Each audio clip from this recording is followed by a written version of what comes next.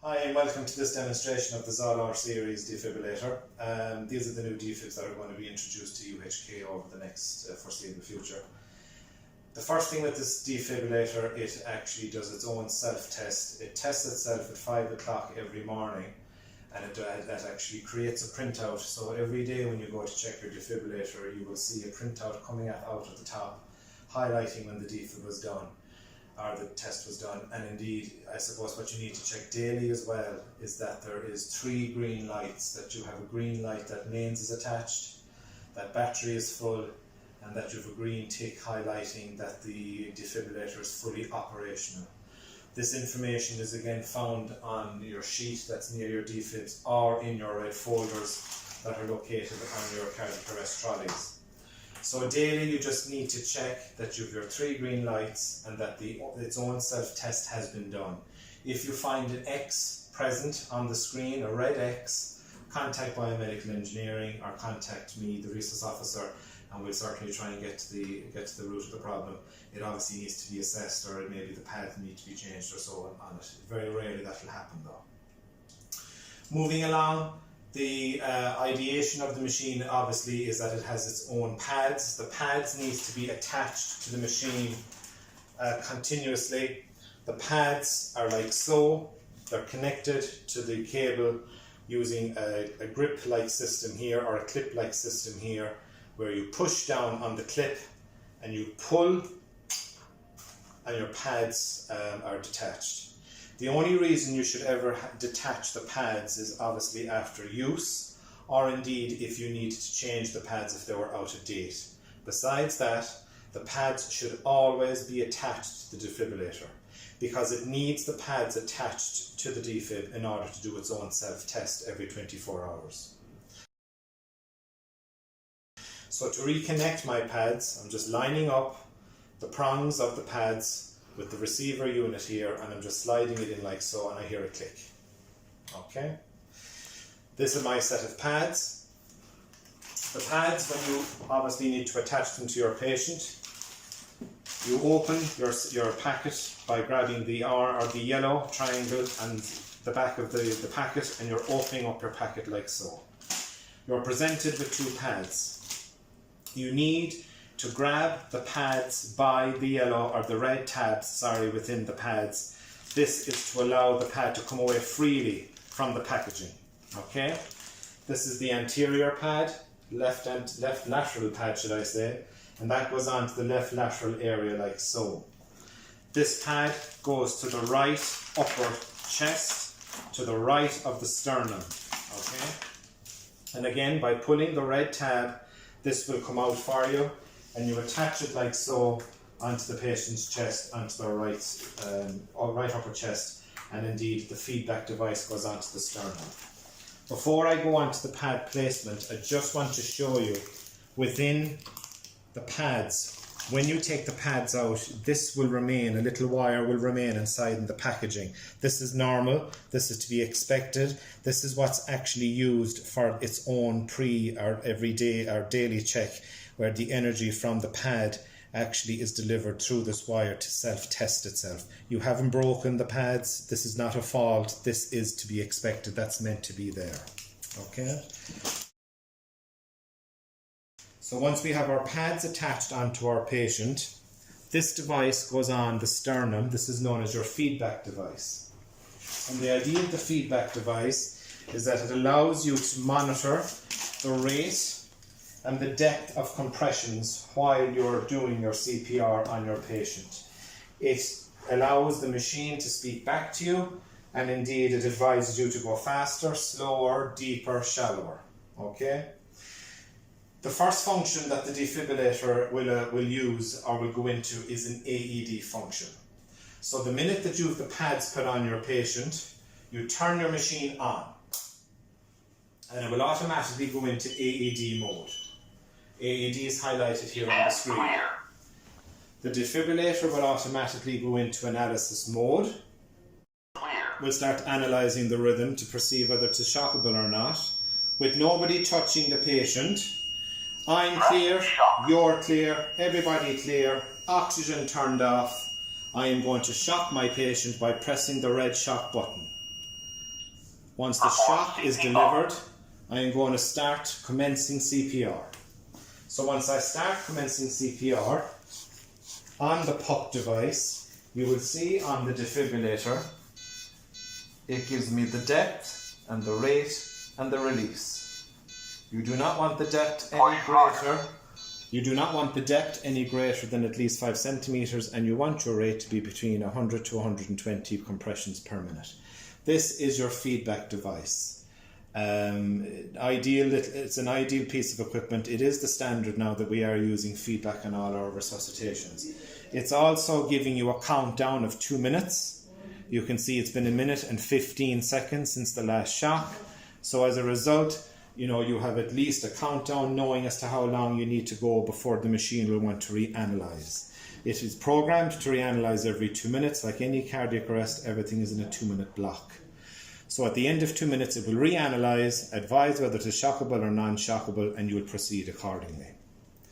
If I wanted to use this machine in manual mode, I need to hit the manual mode button here at the bottom left, the soft key button here, and it's also highlighted by a yellow manual sticker.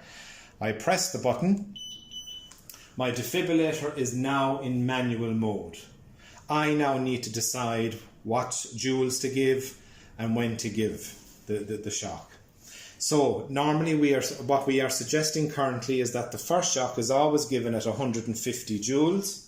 So in order to select my energy, I'm going up or down depending on what energy I want, and I'm watching the screen here until I get to 150 joules.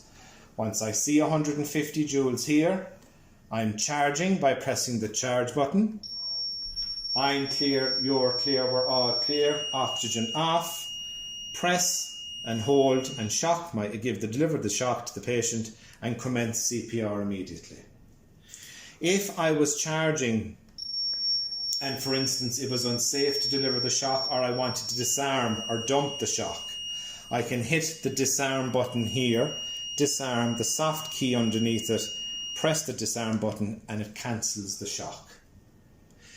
If I was in a manual mode and I wanted to reanalyze the rhythm, if I wasn't sure of what the rhythm was, I can ask the machine to analyze the rhythm for me in manual mode by pressing analyze.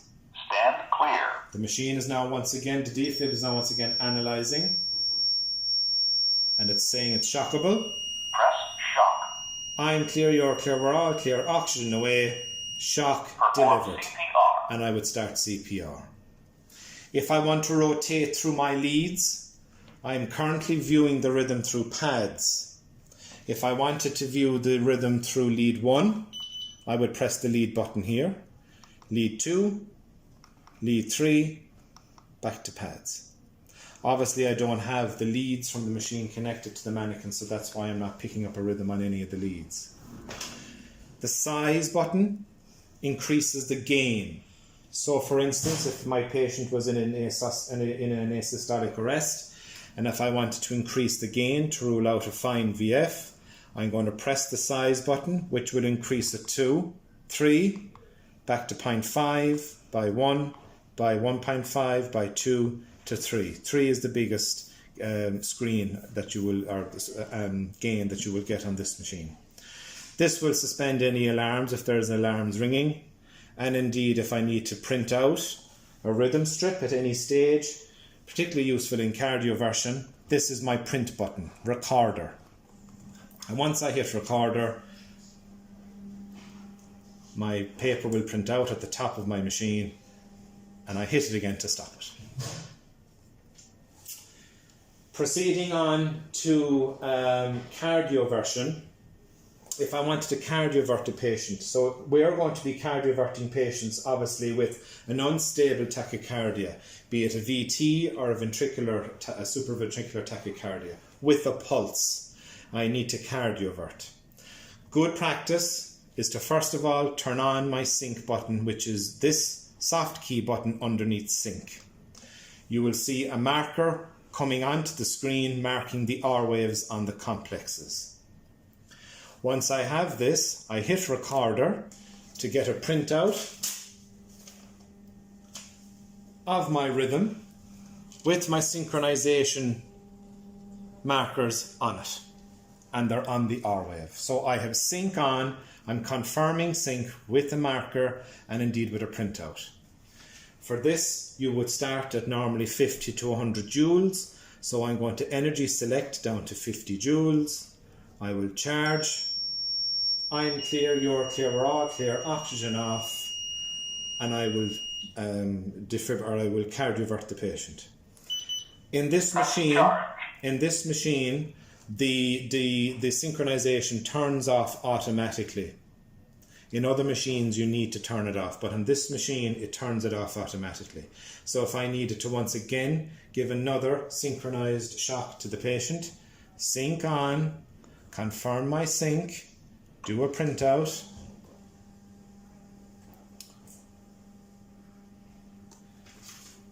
select my energy.